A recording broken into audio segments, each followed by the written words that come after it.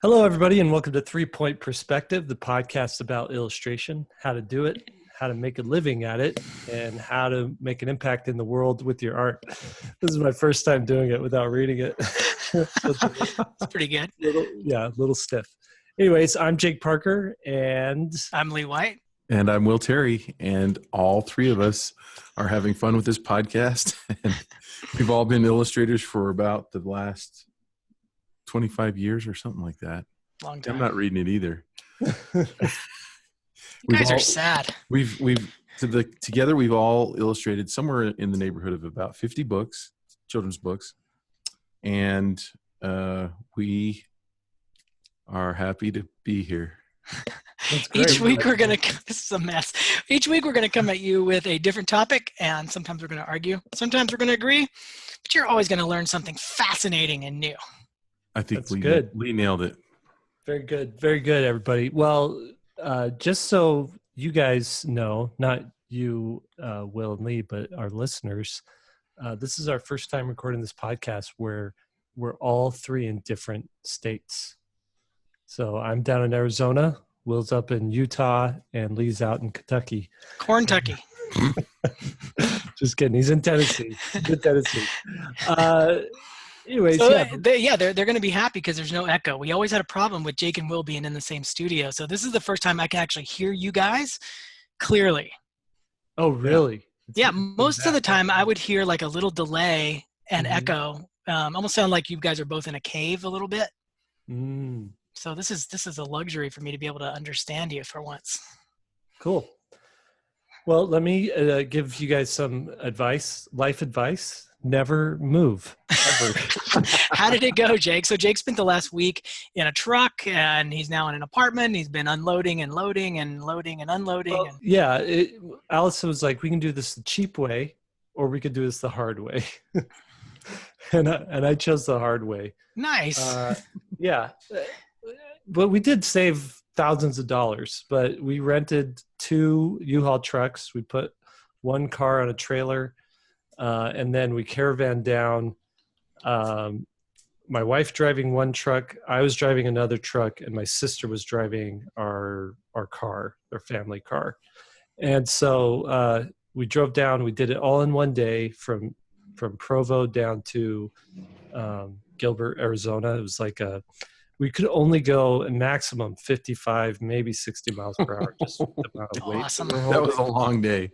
It was a long day, but we did it in about 13 or 14 hours. We left at 5 a.m. We got there at 10 p.m. And then we unloaded a truck into our apartment. And then the hasn't my bad back been a cautionary tale for you, Jake? Well, you're just like good for it.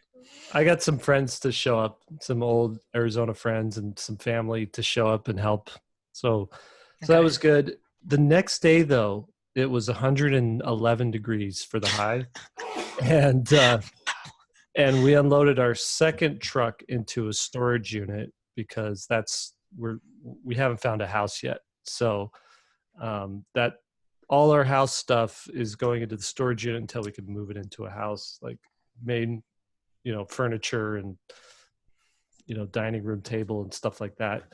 But in that truck, it must have been 130 degrees. I don't know. It was a mess. There's no air conditioning in the truck? No. In the back of the truck. Oh, in the back. Yeah. In the front, It was fine. So there's that. The other thing that's interesting about Arizona is your body feels like a dry sponge. It feels like as soon as you step over that state line, you just start getting dry and you're thirsty all the time and you just need water. I probably drank a gallon and a half of water for 2 days, each day. And I went to the bathroom maybe once. It was just like sweating out of me and evaporating out of me. So now my body's kind of acclimated to it. And we have a high of 75 today. Oh, that's nice. Yeah, every place has a pro and a con. Everybody should realize that at this point. So Jake's just holding on to winter where he can rub our face in it. Yep. Let's talk in February, Will. It actually was 75 this morning when I went on my run. It was nice. There was a breeze, a little bit of a overcast. So I was like, this is good. I could live with this. This is nice. And then what's great about living in an apartment temporary is we have this nice pool at the center of the apartment. And every day we've just been going there for like an hour and cooling off. And by the time we walk back to the apartment, we're like dry again. So it's like, it's the perfect way to like, cool off. Anyway, that's my life update. Should we get down to, let's get into it because it's a perfect segue. Perfect segue into our topic today.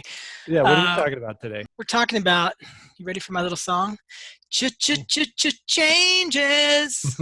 Oh boy. I thought we made a rule that you can't sing anymore. Changes. I don't know any other words to that song. I mean, it's such a popular song. No, I mean, I wrote that song. That's my new song.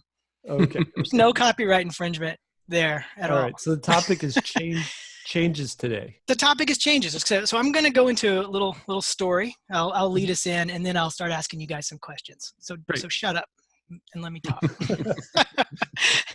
So this topic was, with Jake moving and everything, there is some changes going on at SVS too, and within our the way we film and all this stuff that we were just talking about. But there was a couple of podcasts ago, or maybe the last podcast, I can't remember. Jake had challenged me to draw Batman, and I didn't know how I was going to handle it. I have drawn Batman since, and we'll post some of these images, I guess, with our podcast. But when I was coming into it, it was really weird because I'm not somebody who draws superheroes. I've never drawn a superhero, and that was the challenge, right? I don't know how I was going to handle it. And it was so weird because it sort of freed me up. Like, I'm not a person who draws that subject matter. So I didn't actually come to it by saying, how am I going to put it into my style? I don't know why I didn't think of that, but the way that I approached it is I'm free to do anything I want to here. And so I thought, now's my opportunity. I'm going to make a palette change. I might try a different technique. And I started thinking about some people that have influenced me. There's this really funny watercolorist. He's a European guy. His name's, what's his name? Alejandro Castagnet. And this guy, a couple of years ago, I got a video from him when I was just learning how to do watercolor. And he's European in every sense of the word, like in the best way possible. He's this Italian guy, and he's very, very just European. Like his style of instruction is, if you want to paint, you just paint it. Don't worry, you just paint it. If there's a building, you paint the building. Like, that's the level of detail. And it's great because he's so good. I mean, he's such a pro. But he's a terrible teacher. But I just loved how he just his vibrato, and he was just so confident, and I don't know, it was just such a fine art way of painting versus the way me and Will and Jake kind of teach and the way that we think, I think. So I came up a number of years back just joking around with doing all these art fairs, an alter ego. My alter ego is Antonio Blanco, because my middle name is Anthony. And that was my kind of answer to Alejandro Castagnet is, Antonio Blanco paints the landscape. And this has just kind of been a joke with me and my wife because we do all these art fairs. But my work is still very, very much illustration. But I started leaning into that persona with this Batman piece for some reason. And so I painted this piece, and a lot of people responded to it. But I got more likes, of course, on Instagram than any image I've ever done before. And I think half of that was from Batman. But I noticed a lot of people talking about the background. And the way that I approached this was a very, very fine art way of dealing with the subject matter. And that was probably a response too. I've been doing a lot of very technical children's books changes over the last year. Haven't been able to go to final art. And I was just like, I just want to paint. Mm-hmm. And so Antonio Blanco shows up. and so even the palette, I was like, you know what? I use the same palette over and over. I started getting some different ideas with some palette changes I wanted to make. And I painted this image. And a lot of people responded to the background, which was all these buildings and stuff. So the next image I made, I kind of like embraced this style and started to kind of lean into it. Like, okay, like, wow, all of a sudden I won't say chains came off, but all of a sudden I was sort of freed up in a way that I hadn't been freed up. But so my next piece was a cityscape. You guys are going to laugh at this. So where I got my palette from was a friend of mine had just bought some tools And so, yeah, so he had sent me this picture of these tools in this tool bag that he got. And I was like, you know what? I'm just going to use random shots from life as my palette instead of me picking colors that I normally pick. You know, everybody has kind of a palette that they use. I used this color and I started kind of doing that, changing my palette. And you guys see the relationship there between those two images? Yeah. This is interesting. You've got like, I saw this piece when you posted on Instagram. I was like, oh, that is cool. I like the palette that you're doing there. And of course the composition and like the approach to it reminded me of the Batman piece, but I didn't know it was based on this bag of tools. It's a bag of tools. Funny. So I started to change. And I made a bunch of new images, and they are so far outside of what I do for illustration. And I don't know what it was, but I was just all of a sudden freed up to start making these marks. Now, Jake, I don't know if you remember this, but Jake was in my studio a couple of years back, and I pulled up all these old like Rothko's and Rauschenberg images, you know, famous artists from, you know, a long time ago, but way different style. Do you remember that, Jake? And I said, I don't know what I'm going to do with these, but they were just kind of percolating back there. Yeah. Anyway, all that stuff started to kind of influence this new thing. And I just felt like the shackles were off. Again, the chains were off. I don't know why and where the chains came from. But I made a bunch of new images and I just threw them up on Instagram. You guys can see them on my Instagram page if you want to, or I'll post some to the show notes or whatever. But so that was like only 2 weeks ago. And all of a sudden, and it's so not me. And all of a sudden I started getting commission requests. And my agent sent me a message saying, I love this new work. I think it'd be great for covers. Let me start using them for that. And then I got a gallery that was interested. And it's so funny because I really do feel like I stepped outside myself and sort of I don't want to say reinvented myself, but just if it wasn't for the Batman image, I wouldn't have done it. And I wouldn't have had the freedom to do it. And so I just started thinking about how people change, why people change. And it's interesting. So I'm going to invite Jake and Will in just a second. One of the things that we do here is we use quotes to make ourselves seem smarter. So I'm going to give you guys a good quote. This is going to make me seem so smart. This is from Ralph Waldo Emerson on the topic of change. It says, a foolish consistency is a hobgoblin of little minds, adorned by little statements and philosophers. With consistency, a great soul simply has nothing to do. He may well concern himself with a shadow on the wall. Speak what you think now in hard words, and tomorrow speak what tomorrow thinks in hard words again, even if it contradicts what you said today. And I just love that. And so that was the kind of the first thing I started thinking about is why don't people change, or why do we struggle with change? And one of the things that I came up with is we have this idea that people think about us in a certain way. Maybe we have that idea about ourselves, that we are a certain way. And we, for some reason, want to fulfill that for other people and for ourselves too. And the weird thing is no one cares. Like when I made the change on Instagram, you know, started posting these new images that are outside, nobody said, hey bro, you're not that. You got to go back. No one cares. My agent didn't say, hey, that's way out of line with who you are.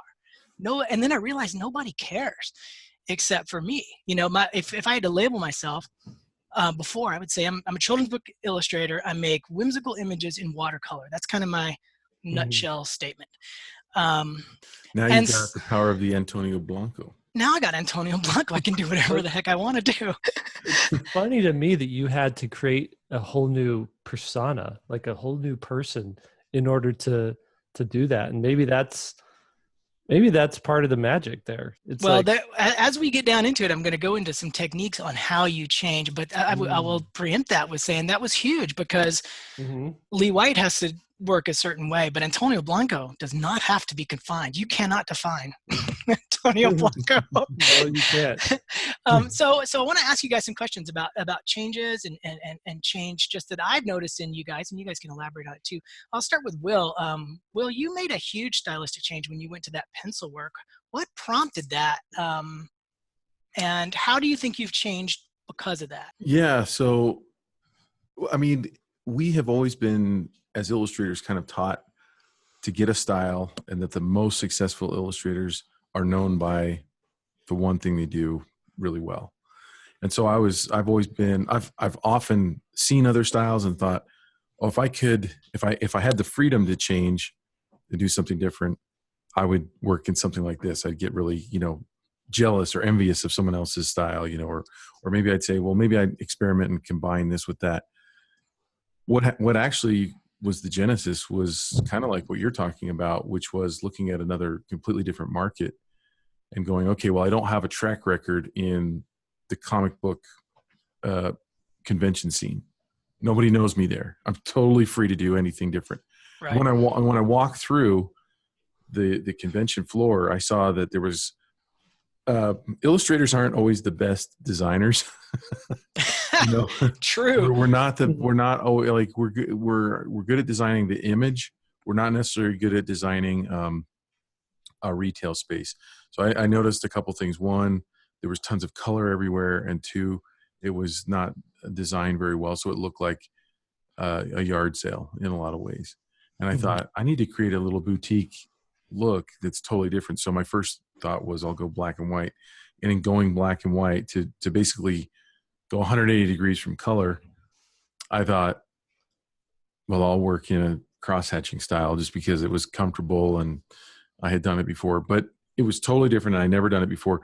And it worked. And I've talked about this on the podcast before. It actually got me the Bonaparte children's book series through Random House, where they specifically asked for that new style. So I wouldn't be doing that series without having gone through this transformation kind of thing. Not that I'm not leaving the other style. Did you feel like it changed how most illustrators and artists feel like they are their art? There's no separation between them and art. Did you feel separate from yourself, or is that now just an extension of who you are? How does that relate to how you think of yourself?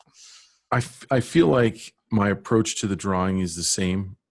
So I feel like there's a lot of similarity there. It does feel weird to display both styles on my website, but at this point I've kind of just really embraced it. It was awkward in the beginning, but now I'm also seeing, I could do other things. And one of the things that I've just decided to do right now is to write a book. I'm not at the stage where I can announce what it is, but. You're talking a picture book? No. What? No, it's not a picture book. What are you talking about? I'm writing a book. It's not who you are. Can't do that. Yeah, I'm not allowed to do that, right? I wasn't an English major in school. So I think I want to hear more about that. Well, we will definitely talk more about that in the future. But yeah, I think in general, change is uncomfortable because it's more comforting. In fact, I wrote in my book today on this very topic, ironically, that as an artist, if you're really creating art, you have to take risks. If you have to take risks, you have to go down paths that are not necessarily conventional, that aren't paths that are pre-prescribed. They're not things that you're familiar with. They're things that you're unfamiliar with. And in doing so, sometimes you have to let go of the things that are familiar and comfortable and in pursuit of those other things. So if I've looked over all the artists that I've ever known, the most successful ones, I would say, and the ones that have had the longest lasting careers are the ones that have made changes. And you can look at that through art history too. You can see different artists that had different periods that are named periods in their artistic journey by art historians. Did you have any reaction from people who expected your more colorful style when you made the change? Did anybody try to push you back in that box at all, or were people does nobody care, like I was talking about? I mean, if you're watching us on YouTube, you can see behind me, I've got this poster of the Tin Man behind me, and I actually slowly started adding little spot colors back in. And over time, people did want to see more color, but a lot of people do want the black and white stuff as well. I had people on Facebook saying they really liked the new direction, but they also liked my other art style better. But that they still bought the book and their kids loved it and all that. And I think it's hard it's really hard for me. I've seen artists go through dramatic changes, and I've fallen in love with the work that they did, when I first saw them. And most of the changes, I'd have to say, I don't like as much as the stuff I've fallen in love with. But to be true to yourself as an artist, you've got to follow that desire, I think. I'm going to ask you guys specifically about that in a little bit. We're going to bag on some people. So you guys, I know the audience loves that. Let's switch our attention. I feel like such a narrator right now, host. Jake, let's switch our attention to Jake Parker now. Jake, your little bot images, I noticed, especially the old ones, like when you showed at Nucleus and stuff, it almost had like a sort of an atmospheric kind of black and white drawing style. And that's so different from your Skyheart kind of look that has a little more line influence and definitely more comic influence. Do you find yourself battling between those two, or do you consider yourself just to be those two? How do you kind of navigate that? Yeah, so I have a handful of styles that I dip into, and I decide basically what's best for the project. Almost like you wouldn't film Jurassic Park the same way you would film Schindler's List. You know, you look at Steven Spielberg, right? And he did one in black and white. You almost wouldn't even know that I was the same director. Right. But there's certain tells, that tell you it's a Steven Spielberg film. Usually, in the opening sequences, you'll see like close-ups where it's, like a mid shot of like a keychain, on someone's pant leg or a belt loop or something like that. You see that in all of his films, where there's not a lot of context, and he really just wants you focusing on not characters, but on like that moment. And that's how you know it's a Steven Spielberg sort of thing that's happening there. But he will change up style,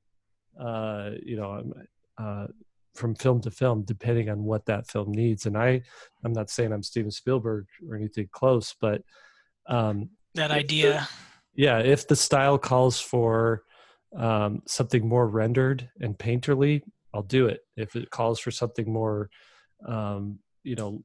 linear based and popping colors, I'll do that. And so that's what's I feel like keeps me fresh for different projects, is I know I'm going to be trying something different and working on, working in something completely different than what I did last time.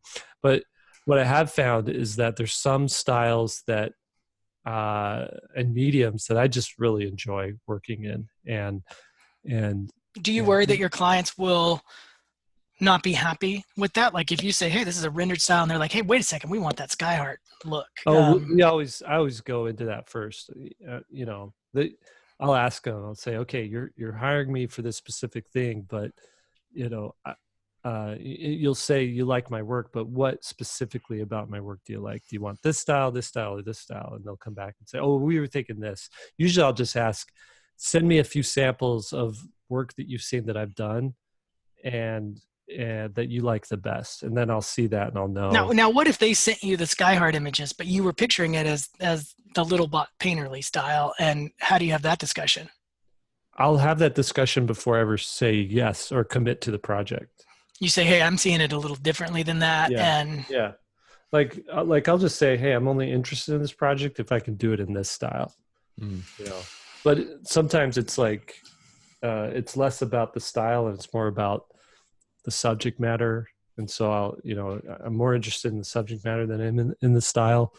And what's cool is I went through this phase from my mid 20s to like mid 30s, where it was about 10 years there where I just tried a bunch of things. I was doing all kinds of stuff. I was trying like watercolor and ink and pencil rendering with Photoshop and different filters in Photoshop with my inking and just experimental phase. Now it's funny because I did the same thing and still do sort of the same thing too. Very, very experimental. I noticed that when I was posting, because me and Will and Jake chat all the time on text, and I was sending these images like, hey guys, I don't know why I'm liking these weird. I started doing a bunch of landscapes and stuff too. And I noticed that Jake was quick to jump on. He's like, hey, I want to try some. And he just dove right in and did one too. So I noticed that you kind of have that personality. Did I see yours, Jake? The Arizona one? I did a picture of Arizona. Like I haven't posted it anywhere. I guess you haven't. So you didn't put it in the text? No, it was in the chat. You probably couldn't see it because you're on PC. It's a little there it is. And there you have it, folks. It's an iMessage, Will. on a daily basis. Me and Jake have an entirely whole visual thread that's going on. You can't see any of it. No, but watching you do this, what you've been doing lately, Lee, it's really gotten me wanting to try something completely different, something less illustrative and more gallery-ish, you know? I can't wait to see what that would look like from you. Who knows what it'll be, but I'm totally going to copy you and do exactly Hey, what do you're it. doing. I'm curious because you got to kind of lean in and figure it out and find new influences and all of it. You know what I mean? It's really exciting to kind of do that. I've kind of identified two personality types, and those are the people that are super quick to change and adapt it. And there's problems that go along with that too, by the way, on which I'll talk about in a bit. And then there's the slow adapters that are comfortable in what they do, and it takes them a lot longer to kind of get that ball rolling, or even to make the move. It could be a year's process where they're thinking about something before they actually do something. Will, where do you lie on that spectrum, you think? As far as the openness to change, how quick are you to adapt change? I think I'm less on the adaptive side than you are, but I'm learning. I was just going to interject that most of my favorite artists are people who have a set style that they've sort of locked into, and I like seeing what they're going to do, and different not that they have variations on that style, but that they I want to see what subject matter they're going to tackle in that style. Yeah, it's always interesting. And that's there's the con though. Sometimes your audience really will limit you to do. A famous case of an audience limiting a painter is Alphonse Mucha. You guys, everybody should know who he is. If you don't, Google him and get a little bit of art history going. And by the way, all you guys should of the art history. Yeah, you should study art history. You should also study illustration history if you guys don't know some of the people we're going to bring up in this podcast. But so Mucha was famous for this very, very decorative, flat Art Deco style. It's gorgeous. And people still imitate it today. It's so funny because I see it pop up on Instagram. It'll be this, there's a very specific way of doing hair that Mucha does. And he defined himself, he did that style, but he wanted to compete with John Singer Sargent. I don't know if you guys know this part of his history, but he really wanted to be a portrait painter in oil, like smushy oil paint. And he was begging the clients and the community to accept him as that. And he wanted to be seen as a leader in that. And the community's like, no, man, you're doing those stylized drawings. They're too cool. And that's who you are. And he fought it his whole life. Wow. I didn't know that. Yeah. It's interesting. In order to try to get over that, he made these I can't remember exactly what it is, but 8 to 10, I think, huge. I'm talking like 120 feet wide paintings. Wow. Was it called the Slavic Exodus or something like correct. that? Yeah. They're huge. And he was like, amazing. They're amazing. But he could not escape this category he'd been put in. And I just want to make the distinction too. We're using the word style, but I really wanted you guys to remember that we're talking about how you define yourself and how other people define you and your career. So don't get I don't want to mix those messages up that we're just talking about style, because this is about your perceived who you are and more than just like, oh, which style am I sort of drawing in. Steve Houston, same thing. He's a fine art painter who painted boxers. He wanted to paint something different. They're like, no, you're a boxer guy. So what do you do? What do you do? And then there's one more example I want to give you guys. I want to ask your opinion about those three things. One of my friends who's on Facebook, Instagram, is very well known for a certain kind of thing, and they get a lot of likes. I'm talking into the 4,000 to 8,000 likes per image, and they want to change. But when they make the change, now the likes go down to 100 or 200 or whatever instead of the 5,000. And then I noticed they made a change for like 1 or 2 images, and they're right back into the other one where they're getting the big likes and stuff like that. How much of a driver is that for you guys? Like, how would somebody get around that? Or how do you do that? You have to be true to yourself. It's easy to ape yourself. And that's what every artist struggles with. I think that sees any level of success is they allow their audience to dictate what they're doing. And you have to be willing to take the risk to do what you want to do, to pursue what you want to do. Like one of the things that I really want to do is paint landscapes from nature. You do? Mm-hmm. Oh my gosh. I don't want to do it as a career. If for some reason they turned out and people wanted to buy them, that would be awesome. I want to do it for me.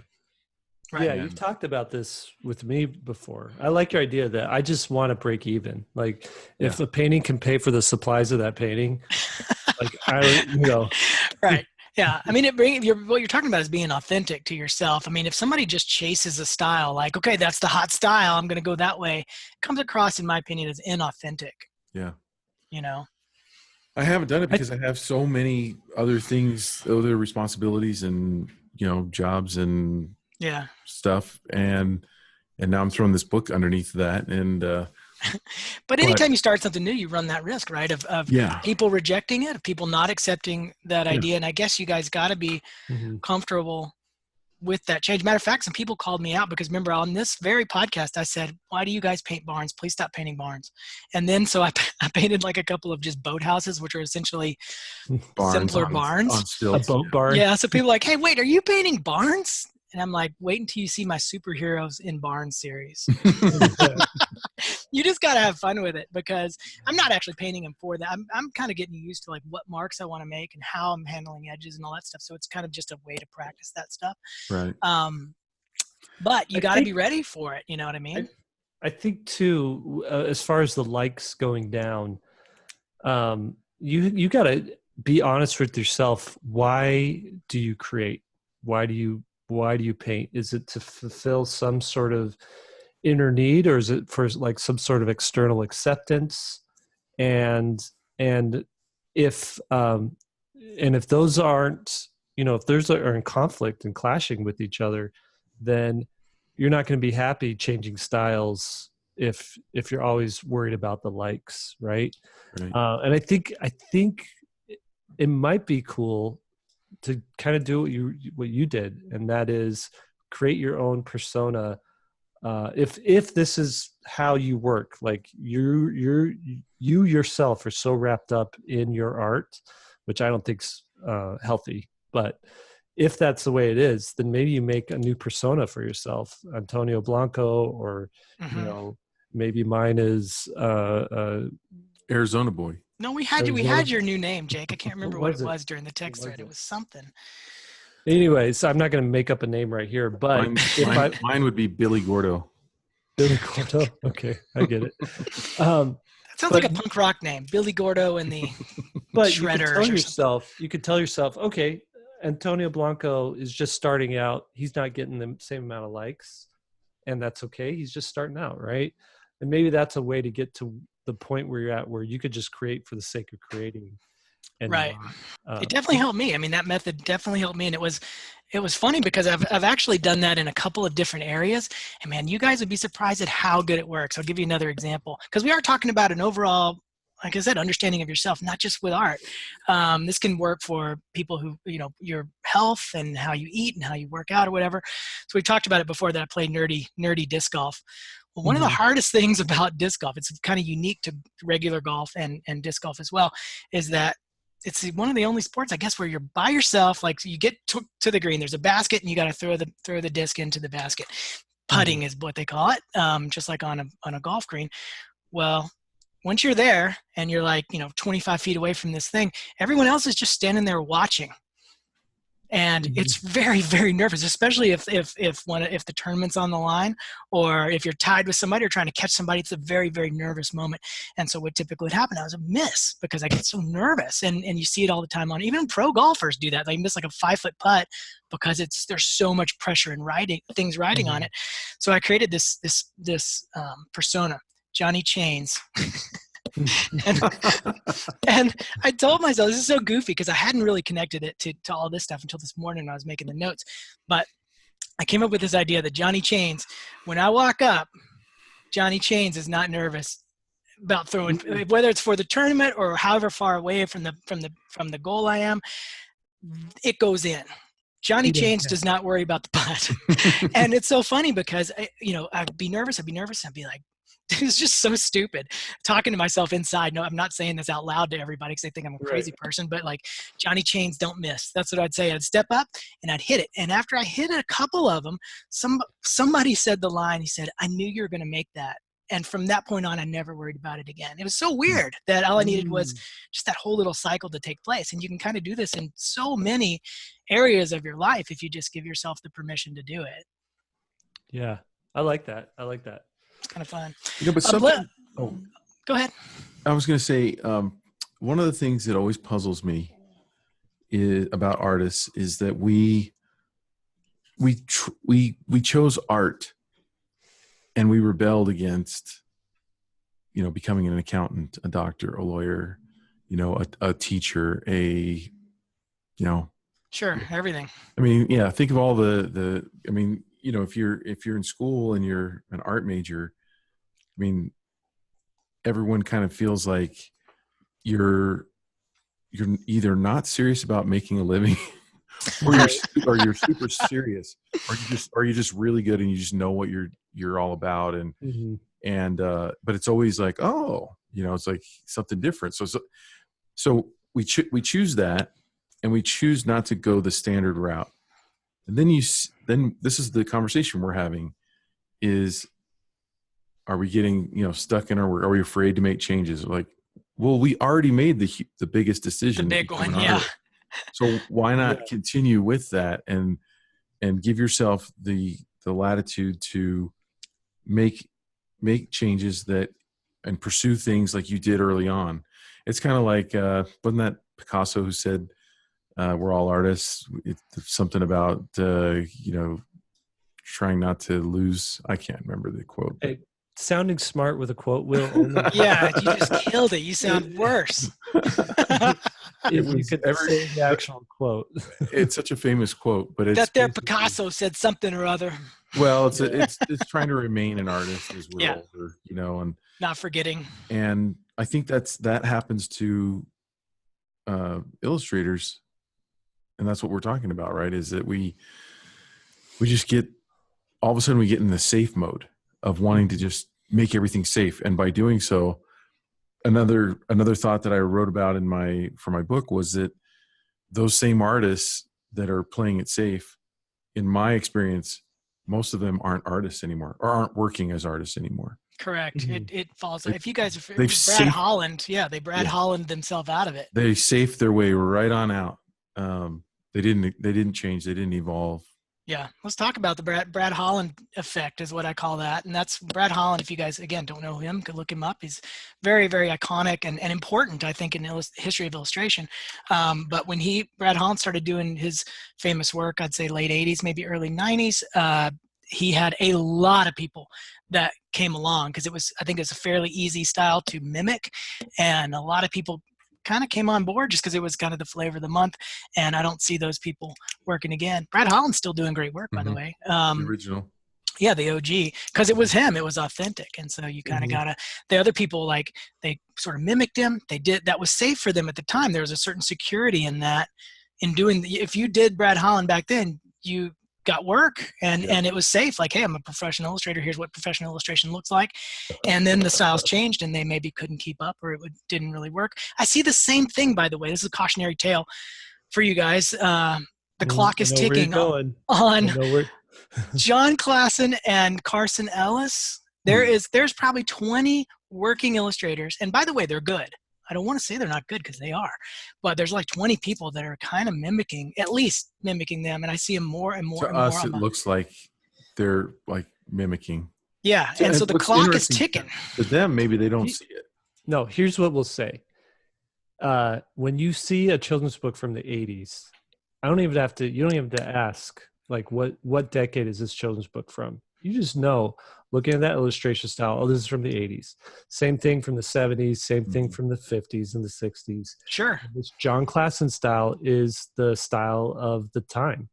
And so, if you want to get work in this decade, that's what art directors are hiring. But if you want to get work the next decade, you've got to be able to either do something fresh and new that's unique to you, or change with what the tastes are wanting for the next thing. And change for yourself too. The clock is ticking on that style. Once I started piecing it together, I had gone through, I was looking at Instagram, and like 15 of the first images looked like the same artist, and we're all different artists. Yeah. But it looked like it was from the same one. I was like, oh my God, what is happening? And that's kind of why I went in this other style too. Not intentionally, but it's sort of a reaction against that style, which is, it's very specific. So just, you got to be careful. What's interesting too is knowing John Classen. I've known for his work since early 2000s or mid 2000s probably, because we did an anthology together. He did a comic in the Flight anthologies. Right. And I noticed, okay, he's got a little bit unique, different style than all the other comics in this thing. And I was like, this guy is definitely onto something. He's good. And then he transitioned into children's book illustration. And I was like, oh, it's perfect. It's a perfect fit. And then, so he started out being like outside of the box of what everybody else was doing with the comics, with illustration. He had this unique style, and that style won awards. It was published in books, and now it's sort of, it's trickled down. It's like it's like a gravitational force, right? Once you have a big enough gravitational force, other objects are pulled into the orbit around it.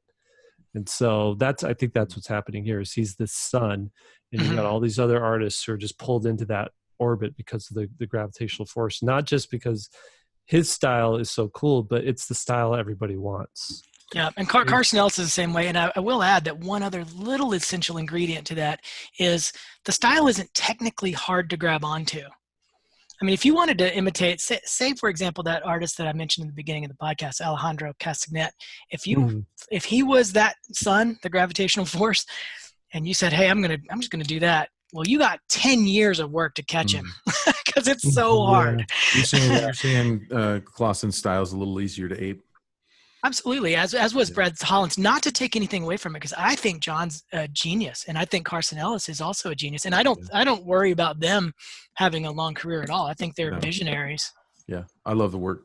Anecdotally, I kind of, it's a long story that I won't get into, but I became friends with Brad Holland, and we were out to eat one night, and I asked him, why are there people getting into CA magazine, in the Illustration Annual, and in Society of Illustrators with your style? Point blank. And he said, oh, it's quite simple. Because on those competitions, it's a blind jury. They think it's me. Oh my goodness. Yeah. They're putting my work in there, and I'm like, that's weird, because I can tell the difference.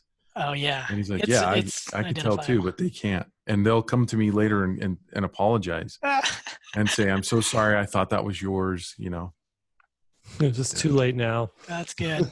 Yeah. Let me bring up another side of that. So we talked about the fear or the reluctancy to change out of fear of not getting enough likes or sort of acceptance. But let's talk about the other side of that.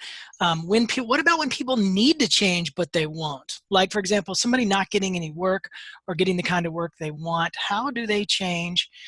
Do you think they should change, or do you think they should remain true to their vision? What we've been talking about more so, in my opinion, is problems that mid-career illustrators have, maybe beginning illustrators a little bit, mainly mid and upper career illustrators, because we get comfortable. But what about people who are just entering and they're not getting the kind of work they want? They should change probably, but they don't. Should they remain true to what they're doing and just stick it out, or what do they do? That's a really good question. Here's the question you need to ask yourself. Do I want to get work from a particular industry? And if so, am I willing to change my style to fit what that industry wants? Or am I content on building my own personal following, my own fan base, and willing to kind of do the extra work, the hard work that it's going to take to figure out how to monetize a following, which is you go into not just being an artist, but also being a business person as well. And so if you're completely content to not worry about ever getting a freelance job and just focusing on I'm going to build this fan base based on this style, then you don't need to change anything, because there's enough people in this world, and because the internet gives everybody access to you, then you'll find an audience. It might take 10 years. It might take 1 year, depending on how appealing your style is and how good you're at having people find you. But if you're wanting to get work from a major publisher or a major animation studio or a video game company, having John Klassen's portfolio and trying to get a job at Blizzard to work on Overwatch isn't going to work. You're going to have to change your style. I always say that whenever you can remain true to your style, no matter how weird or obscure it is, as long as you're not trying to sell it. Yeah. But the second you say, hey, I'm a professional and I need to work within these boundaries, now all of a sudden you have said, your work is going to be for sale in some form. And that means it has to fit somewhere. And all of a sudden the rules change just a little bit. So a lot of people have the style argument coming from a fine art perspective, where you can literally make anything you want. But then they're talking about illustration, where you can't make anything you want. Right. It has to be bought by somebody. Because you could have dumb desires. You could want to make ugly kids for children's books. Like that could be your thing. I just love making kids like that are ugly, and wearing leather biker clothes and stuff. It's like, or if you're doing horror images and you want to be a children's book illustrator, it's not going to work. Right. I was actually thinking about this, like, on my run yesterday morning. I was like, I'm here in Arizona. I got to establish myself. I need to. It's not time for me right now to put time and energy into a project that's not going to make money. I need to be working on something that's going to make money. And I started thinking about, ancestors of mine who came across the ocean, established themselves here. What was the first thing they planted? Did they plant flowers or did they plant vegetables? Right? That's good. They wanted flowers, and flowers are great to have, but in order to survive and in order to establish themselves, they planted an actual vegetable garden. They planted crops, they planted corn, so that they could feed themselves. They could make money selling those things. And then once they had that sort of established, they could do as many flower gardens as they wanted. And to take the analogy even further, you could take those, if your flower garden is beautiful enough, you could then take your flowers to the marketplace and sell those as well. But it's hard to sell flowers when someone's hungry. They're going to want to buy a barrel of apples before they buy a bouquet of flowers. And if you're an artist who wants to, really the core thing here is, if you want to stay in the game as long as you can, you have to figure out a way to make money. And maybe for you, making money is doing something completely non-art related that allows you to have your flower garden, allows you to have this own style and do whatever you want to do with it. But if you want to make money with your art, you're going to have to sort of lean and bend and plant that crop of corn. Yeah, that's an important distinction to make. I think a lot of people don't really think about it that logically, but that's a great way to say it. All right, so as we get towards the, what they call it in podcasting, top of the hour or the bottom of the hour, which one are we going towards? I'm trying to be a good host. As we wrap up to the bottom there, I want to give some. That doesn't apply to podcasting, because we're not set to a time. That was because I like saying hour. Okay, fine. As we get to the top or bottom of the hour, as we get to the end of the show, I want to talk about some usable things here, and you guys can chime in as we go through these things. So I'm going to mention two different kind of personalities as it relates to change, and then I'm going to go through just the worst Google search ever on how to change. It was the first thing that came up, and we can either talk about it or not, or agree with it or not. But the first thing that I want to talk about is just the idea that you guys and we all are not one thing, despite the labels that we put on ourselves. Whether you define yourself as a mom or a jock or a skater or an illustrator who renders or whatever it is, you are not just one thing. You can change whatever that is. And I just want to make that point very, very clearly, that you are not that thing. And typically you're the one that boxes yourself into that thing. So you can let go of that real quick. Go watch The Iron Giant. You're not a gun. You could be Superman. That was a perfect Jake Parker thing to say right there. So there's two personalities. Again, there's the supercharged changer. I think that's like me and Jake. And then there's a little bit more reluctant changer. So it's kind of the rabbit and the hare idea there. I guess by default, that's me. Yeah. Although there's a continuum there. It doesn't have to be one or the other. But you got to figure out where on that scale you end. Can I interject right there? I think sure. You and me is for parts of our career, we actually worked for studios, whether it's, whatever it is, whether it's video games or editorial or animation or anything like that. They want a particular style, and there's a style for each project, and you've got to evolve or fit your style to work with that. So it's true. You do have to be malleable in that way that other people don't. It's a good point. For the quick change, robust personality that changes quickly, one of the easiest ways to change is, like we talked about, creating an alter ego of who you are now, and just make that person the person who you want to be. But here's the caveat is you don't want to go too crazy. An example of that is when I started working out. Well, I'll give you another example. Two of my friends, about once every 6 months, they realize they need to be in better shape. And so they go from being out late and drinking and eating whatever they want to the very next day. It's like, I'm at the gym. We're going to the gym at 4 a.m. and we're going to eat lettuce all day. And literally they have this ingredient, this recipe for their supercharged healthy life. And it is just way, way, way too much. And that's the danger for the supercharger, is that you think from today to tomorrow, I'm a completely different person, and you have to be careful of that. So when I started getting in shape this year, that was one of my New Year's resolutions. My only alter ego to myself was, I want to be the guy that's in the gym. And what I mean by that is when people show up every day at my morning hours or when I go, I just want them to say, hey, there's that guy again.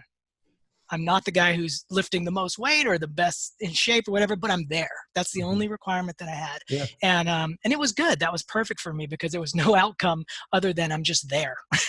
And I avoided that quick change. So you got to be careful of overcommitting if you're the rapid changer. That's actually huge. That's one of the things they say for like quitting smoking.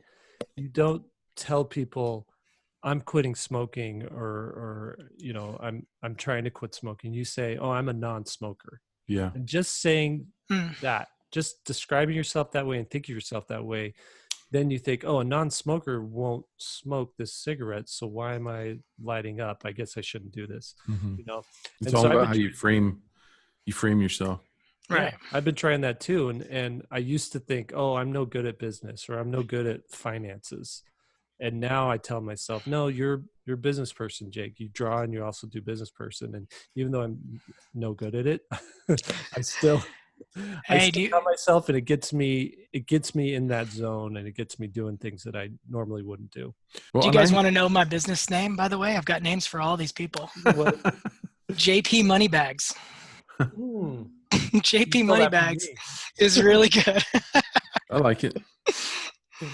I have a lecture that I give called Craftsman versus Creator. And when we're in school, we pick a major. We pick graphic design, or we pick illustration, or we pick industrial design, or we pick photography, or whatever.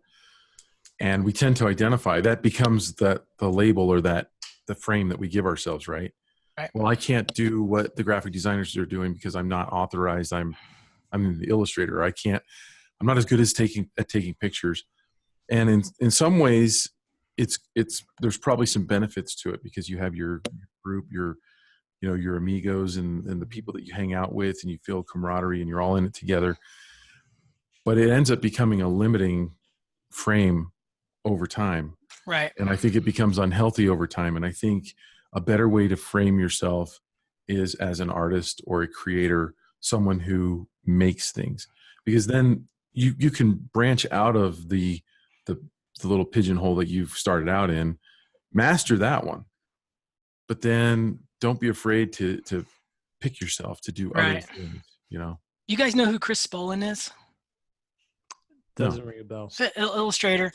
He was part of my MFA studies. He's one of the teachers there, and he came and spoke, and he was an illustrator. If you just Google him real quick, he just had a show this past weekend, just brought it up what Will was just saying, that's all these crazy sculptures that are, I don't want to say steampunk, but maybe influenced. I don't know. I'm not educated enough in that style to pick out what he's doing, but there's all these just wacky sculptures, and they're so cool.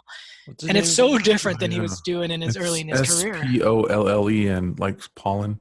Yeah. That's Spollen. Mm-hmm. Yeah, great point, Will. Oh, that's a great point. But he did that, and he's totally changed. And he started working for movie studios making props actually after he started doing all this stuff. So you've got to what do you want to do, and then do it. Yeah, that brings us to that's a perfect segue to my 11 steps to changing. And we'll see if we agree with these or not. These are, again, the lazy man's list. We have to disagree. We will disagree. That's part of this podcast. Well, I think we're going to disagree with the list. There's already 2 that I totally don't agree with. Understand the change, figure out if it's what you want and where it's coming from. So I guess the first thing is just kind of a self-analysis. I'm on board with that. Yeah. Kind of got a self-analysis and see what you're reacting at. For me, that big change in style was just having too many little details to clean up in books, and then Jake asking me to do something new. And so that was where the impetus came from. So you got to figure out where it's coming from and what you want to do. Number 2, figure out if it's possible. I sort of disagree with that one, because I don't see I couldn't play in the NBA. If my dream was to be an NBA basketball player, I couldn't do it. So I guess there's some limiter there. And sometimes you have to do it in order to find out if it's impossible. Yeah, I don't like that one. Figure out if it's. Do you like that one as being number 2? You find that out after you've gone down that road. So you said, yeah. So if the number 1 draft pick next year was a 50-year-old, 5'7", 5'7" white dude. Oh my gosh, my whole life would change. We would move to start studying the NBA skills. All right, yeah. So I guess that Will's got a good point. Is kind of going down the road. If you do run into too many walls, maybe you don't enjoy it, or maybe it's just really won't be possible, or maybe it's not possible right now. So I'll come back on board a little bit. Be honest about yourself was number 3. I hate that one because that boxes you back in to what you think about yourself. I think you can really change. You're trying to expand your definition of yourself. Yeah. Oh, I can't do it. I'm just a stay-at-home housewife. If that's what you think, then that's what you're going to be. You know what I mean? You gotta change that. So I hate that one as number 3. Who wrote this? This was literally the first step. It's the WikiHow list that comes with the. I don't want to be too judgmental. The worst, the worst illustrations. Should be WikiHow, not to. It's illustrations there. Please pay a better illustrator for those. Anyway, number 4, write down your outcome. I do love that. Or write down where you're going. I love that. Yeah, number I think 5. that's good. Yeah, it's a good one. Solid. Number 5, find some role models, learn and mentors, and learn from the best. And that is an important step. And I should add to that one, look to the past. Don't just look at John Classen and Carson Ellis. Those are the people that are currently doing it. For this change that I'm making to where I'm going, and I don't know where it's headed, but like I said, Rauschenberg, Rothko, and then I'm looking even back farther than that. Like, go study from dead people. That's my recommendation there. It's a big world, and it's not just what's on the top card, what's at the top of your Instagram feed. Find some role models. It does not have to be the people from right now. I do think finding mentors is good. At SVSLearn, there's a lot of community that you can be a part of there, and mentors and role models. So check that out. Mm-hmm. Immerse yourself in that community. That's kind of where I was going there. You do need to be a part of, you need to see what's part of that scene. So like, as I go down this path, I'm starting to look at, maybe I do want to do some gallery stuff. In the past, I have not liked galleries because I don't like their business model, but I actually found a loophole there, which I'll share with you guys at some other point. You have to, immerse yourself in that community. Who's making that lifestyle work, and how are they going about that lifestyle? What are they doing? What's the steps that they're doing? So immerse yourself in that community. Do you guys agree with that one? Yeah, I totally agree. And I think make friends who are doing the things you want to do. Yeah. That's perfect. That leads us to the next one. Get an accountability partner. Find somebody else who's maybe starting the same thing, or somebody else who's just beginning their path. And that's a best case scenario, whether it's with art or you're wanting to lead a healthier lifestyle and work out or whatever you want to do. Getting an accountability partner is fantastic. And if anything, it's somebody to share the successes with, and it's somebody to share the difficulties and the hardships with, because there's going to be those things, and it's better to share. I don't know why misery loves company, but when you run into a wall, it's great to have somebody else say, hey, I wrote a children's book and it got a rejection letter too. There's just something nice about that. So I do agree with that. Write down tangible goals for weekly and monthly progress.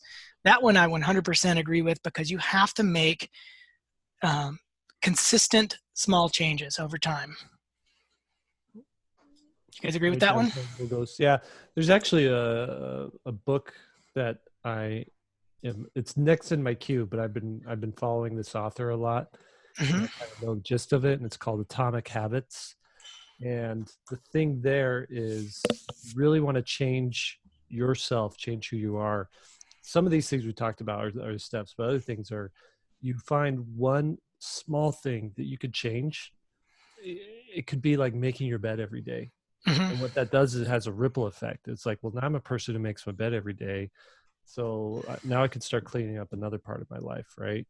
So, so I think definitely goal setting, having small goals, medium goals, large goals.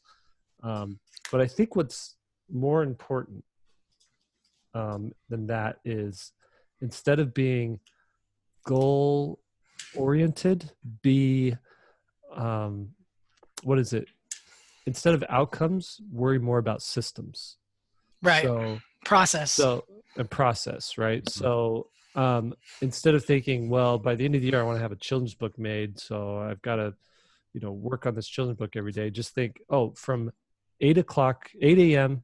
to 12 noon, I'm just going to work on a children's book. I don't care how far I get. I don't care what I get done. And if you become a person who for 4 hours every morning works on a children's book, you're going to have a children's book done by the end of the year. It's just a natural byproduct of being a person who shows up every day. So I think another way how I'm chipping away on my book.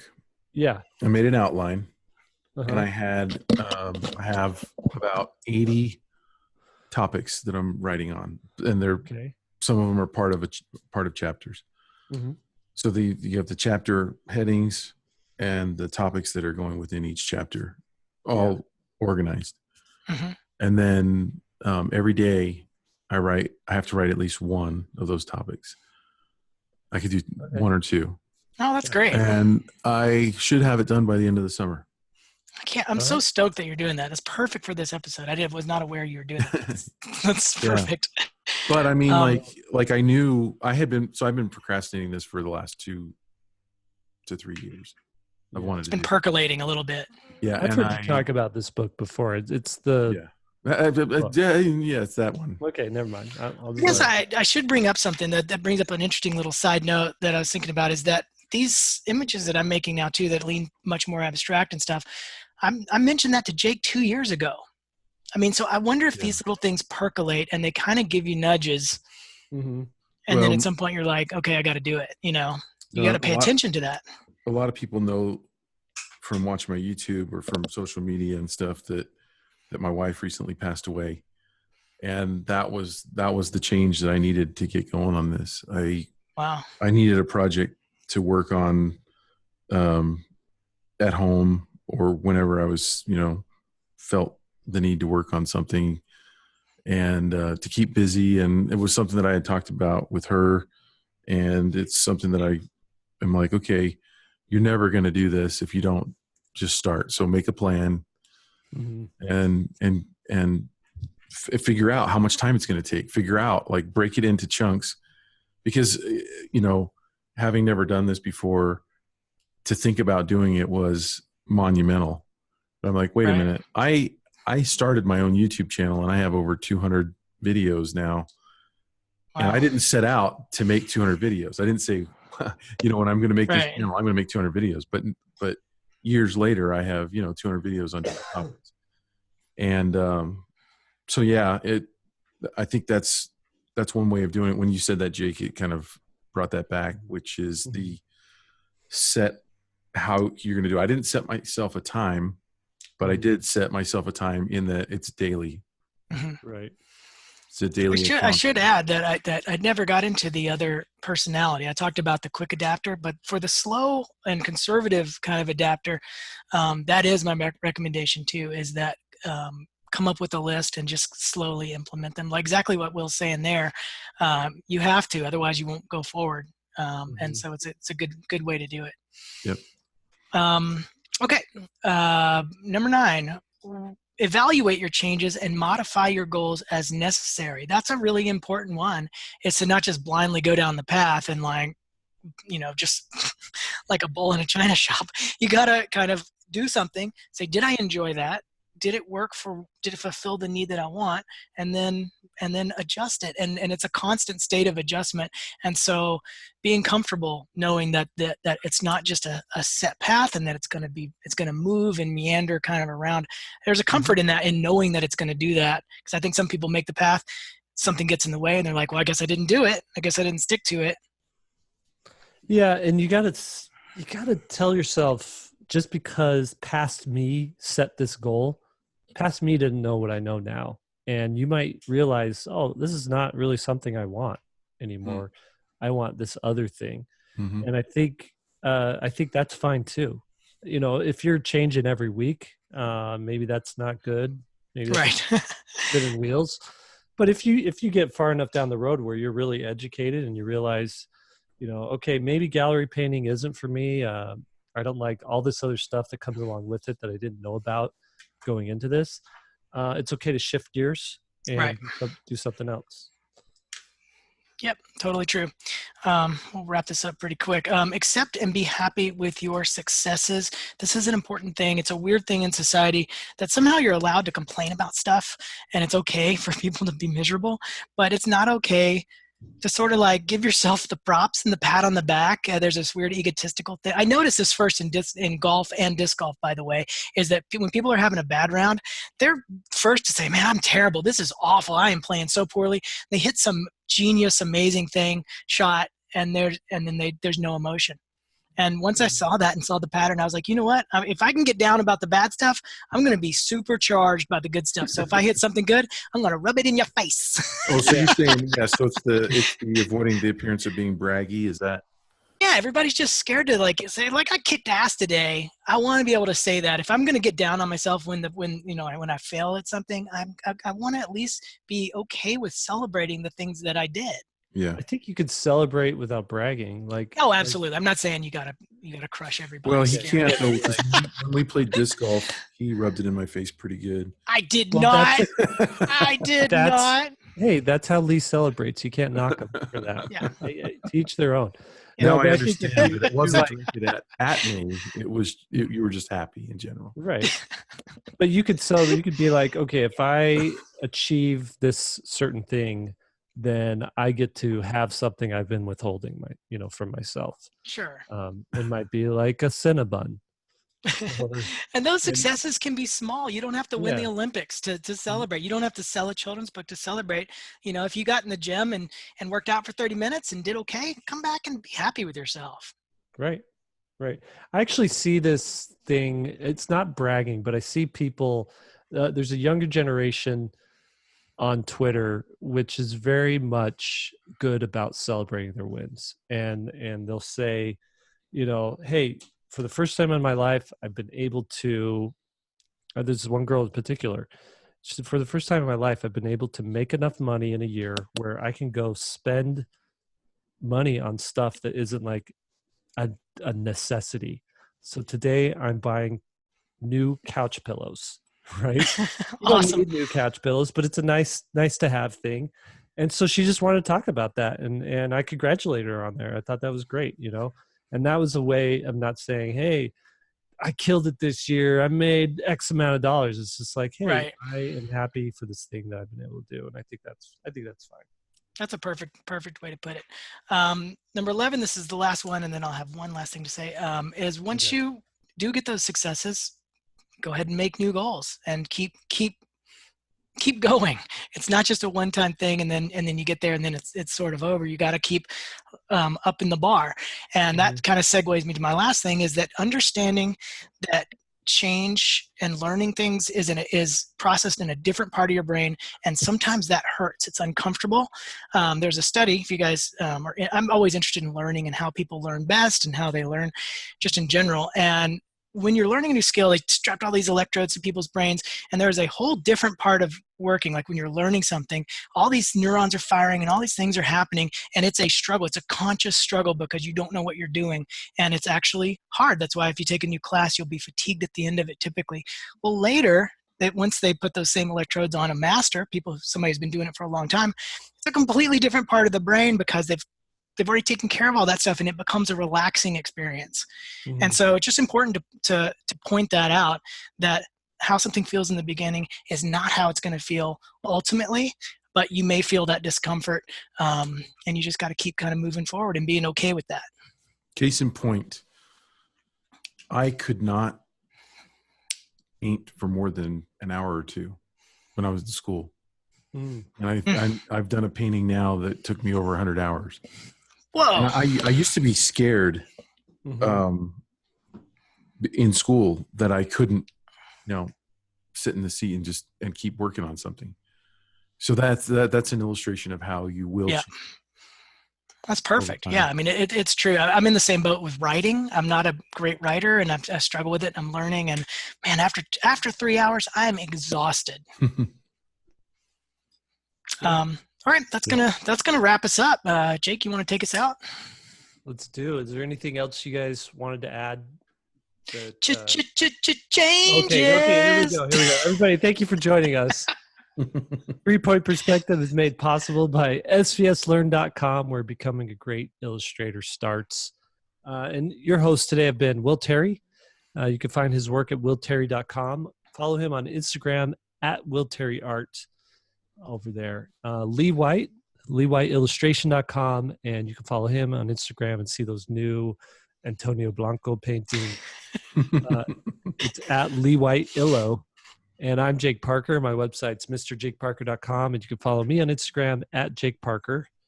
The podcast is edited by Alex Sugg. You can follow his work or contact him to edit your own podcast at alexsugg.com. Show notes by Tanner Garlick, and you can find his work at tannergarlickart.com. If you like this episode, please share it around. Subscribe to it on iTunes and leave a review. We'd love that. Or subscribe to it on whatever podcasting app you like to use. That'd be great. But in the reviews, we'd love to hear what you think, what's working for you, what isn't working for you. We read them from time to time. Not every day. I'm not reading these every day, but yes, you are. I pop in and check in on them. Maybe we should start highlighting some of our favorite reviews. Yeah, we'll do that next time. Okay, I'll make a note of that. If you're wanting to join in on this particular discussion on change and how change has affected you, or you got questions on how to change, we have posted this episode in its own thread on the SVSLearn.com forum, which is free to join. It's a great community of artists there, all supportive and helpful and backing each other up. So chime in over on that thread and let us know your thoughts. And that's it for today. Thank you, everybody. We'll see you next time.